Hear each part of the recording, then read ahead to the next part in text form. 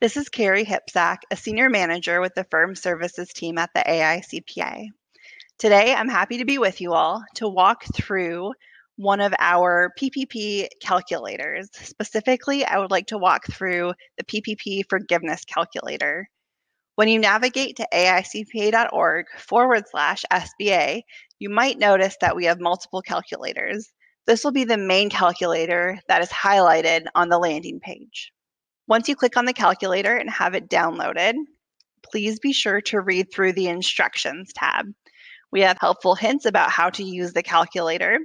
The blue cells are defined as input cells, and the green cells are ultimately carried over to the final tab. As you scroll down on the instructions tab, you'll notice that we have step-by-step guidance on which tabs to complete in which specific order. Additionally, I would like to highlight the helpful hint.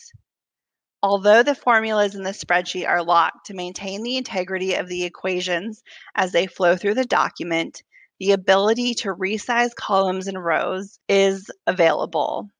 So if you are looking through the calculator and notice that you can't quite read all of the font, or if you would like to make a specific column larger after you input data, please feel free to do so. Let's start at step 1. Enter key data into the PPP Forgiveness Calculator tab.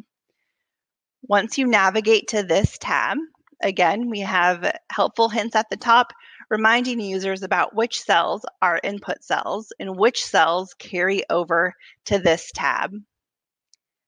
To start off, please start entering data in line 10. You'll notice that we ask for background information about the loan, including the PPP loan disbursement date, the alternative payroll covered period date, if applicable, the selected payroll covered period date, and all the way through the actual PPP loan amount. This ends at line 28, so please be sure to enter in all of the information as applicable before moving on to step 2. Step 2 is to complete the non-payroll cost tracker tab. On that tab, we again have helpful hints and we have some background information about which non-payroll expenses are eligible to be included on this tab and for PPP loan forgiveness. At the bottom, we have the summation cells that will ultimately tie back to the PPP forgiveness calculator tab. Step 3 is to complete the FTE Input tab. Users will be asked to enter FTEs for the covered period as well as the comparative period of their choosing. I know there is a lot of information on this tab and a lot of different highlighting, but please make sure to read through this tab very carefully and follow all of the instructions. Once this tab is completed, we will move on to tab 4, which is the Payroll Accumulator tab. Admittedly, this tab is probably the most complex out of all the tabs. So once again, I will reiterate the need to read the instructions at the top, and that will help in completing this tab as smoothly as possible. You'll also notice that some of the key data that was inputted on the PPP Forgiveness Calculator tab does carry over to this to help in the calculations that are in the tables below. One area I specifically want to point out on this tab is to pay special attention to the table instructions.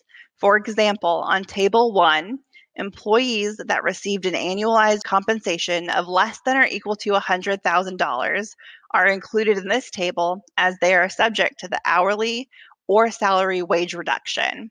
However, those in Table 2 are for employees that earned more than $100,000 for any pay period in 2019. Another important feature that I want to point out about the tables, I'll use Table 1 as an example, is that you'll notice directly under the tables are notes about how to add additional rows if the spreadsheet doesn't come with enough rows to accommodate your organization's number of employees. Please be sure to follow the notes and only enter rows directly after the last blue row in each table. Once the amount of rows that your organization needs are added, feel free to copy down the formulas or drag them down using Excel's drag feature.